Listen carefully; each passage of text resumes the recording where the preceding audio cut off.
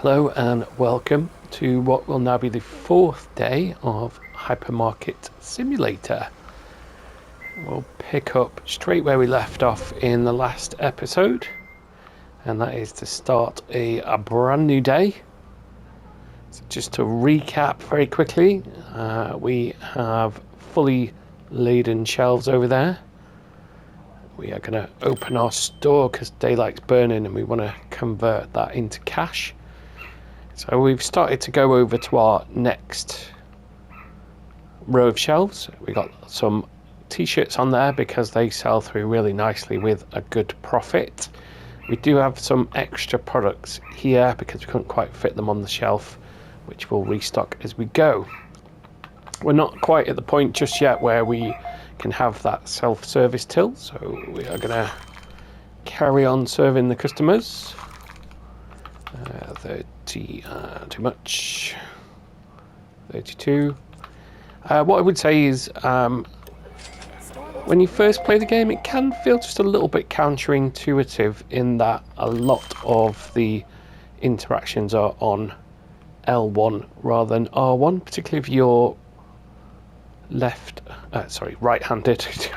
My left and right are terrible, but you do get used to it. So for example, now when I'm doing the cash, I'm actually going to be moving the cursor with the right thumbstick and not the left one, which probably doesn't sound particularly odd. Sorry, let's try and give these people the right change. And that reminds me, I do need to look at my products because somewhere I haven't rounded something up, and that's why we're having to give odd amounts of change.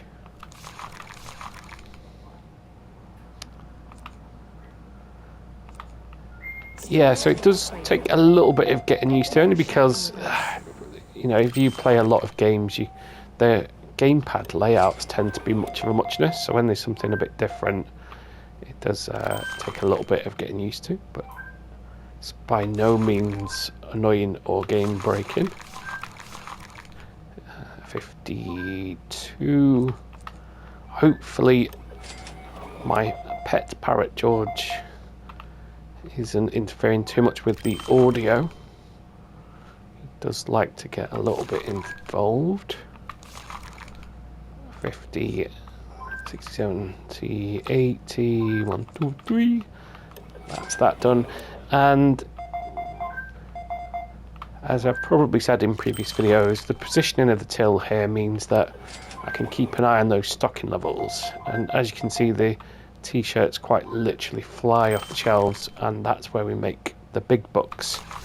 So what we'll do, just get this chain sorted out because I'm not very good at multitasking,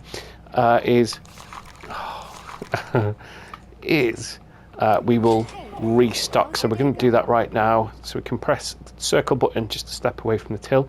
We've got our computer here right next to us, expertly positioned as if I intended it to be able to order stock very quickly, run out, grab it and get it on the shelves,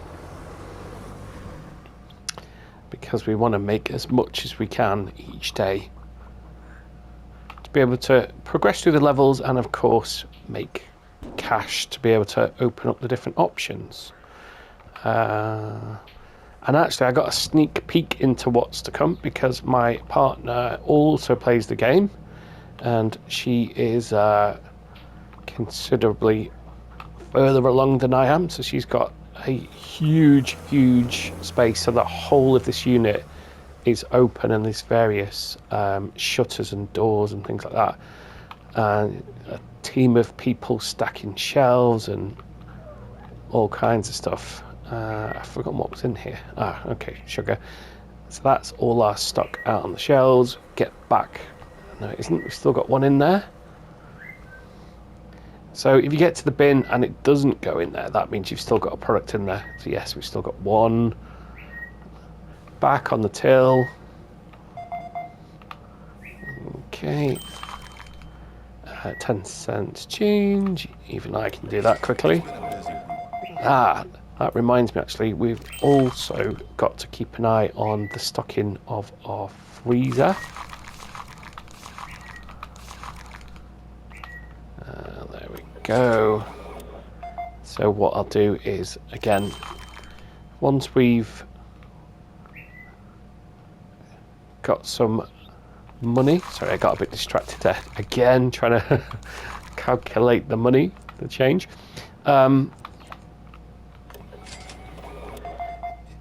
Is that we can see in the top left there our cash going up. So at various points throughout the day we can invest a little bit of cash. So let's just go and have a look in the freezers. That's pretty much empty.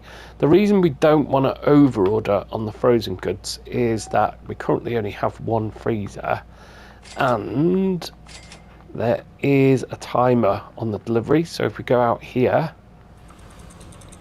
you can hear that ticking. That's our precious ice creams defrosting, and we don't want that. Oh no, that's annoying. So I've just gone against my very own advice. So hopefully we can get some of those sold through and get that stocked up quite quickly, so we're not wasting products there. So let's get that recycled, jump back on the till, and hopefully somebody will buy some more frozen goods so we can restock. So let's try and get through there. So he had quite a few actually. 45 and 51 cents. Thank you, sir. There we go. You want 43.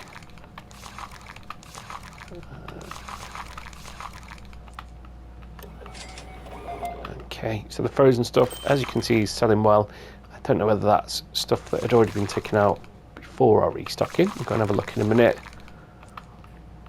I mean, should we lose one box of ice creams, it's not going to break our game, but we've got to strive for perfection, surely. I'm just going to go and step away and have a little look. Yeah, we can get that in there now. So let's take this and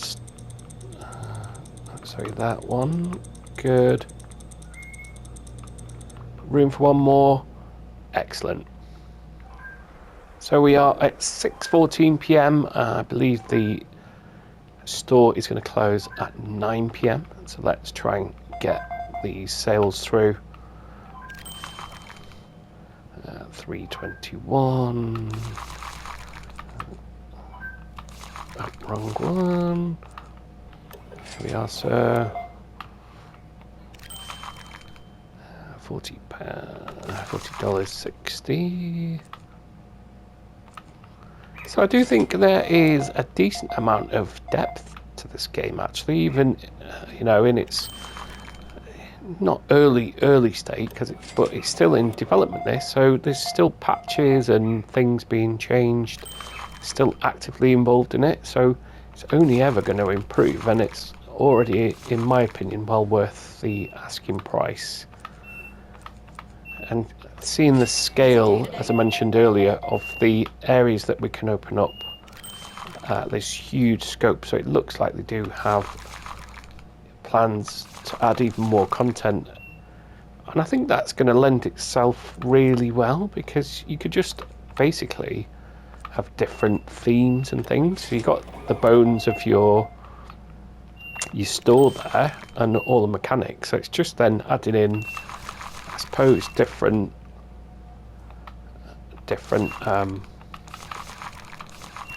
themes and things, so that you can personalize your store. Because you're surely going to get to a point where you've automated pretty much everything, because the sheer scale of it means that you can't manage it all yourself.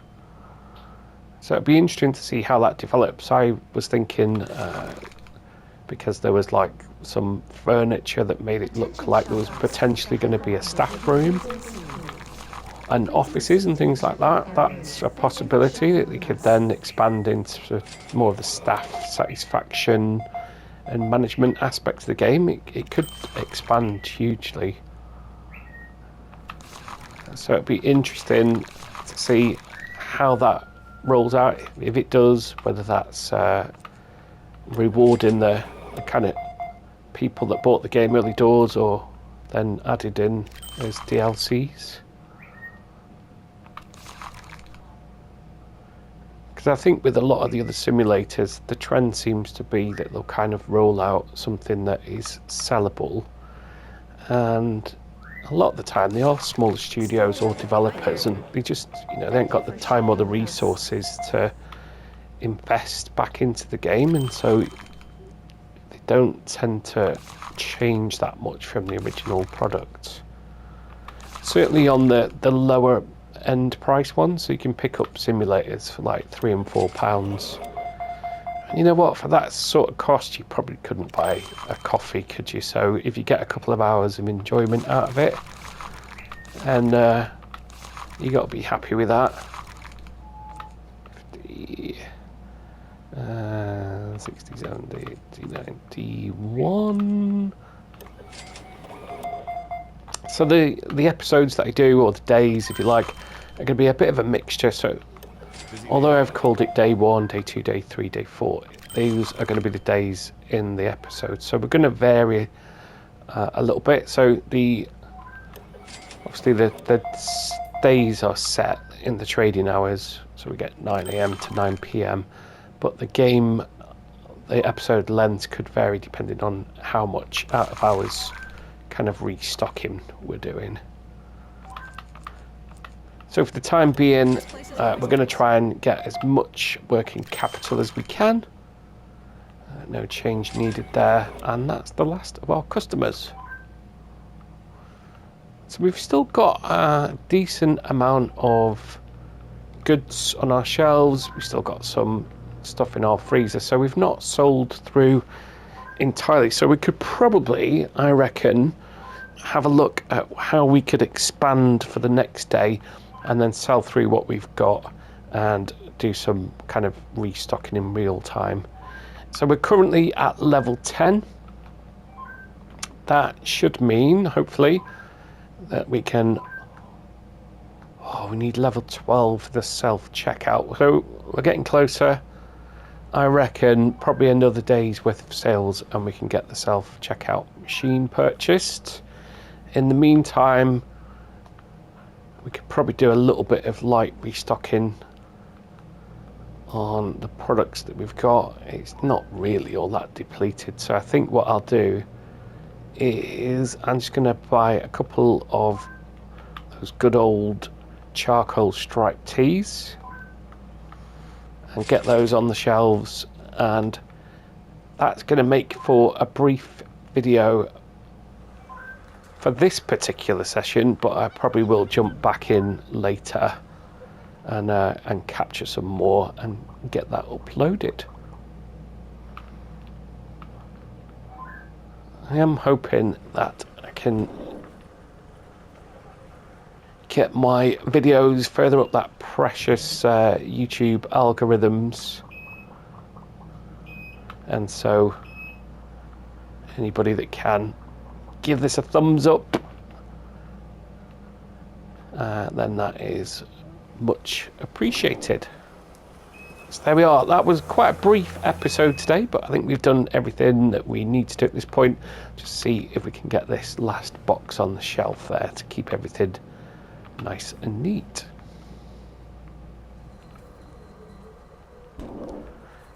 I'm kind of tempted to do another day actually, but I'm not sure how long we are into our playthrough. So I will, as always, thank you for watching and hope to see you in the next one.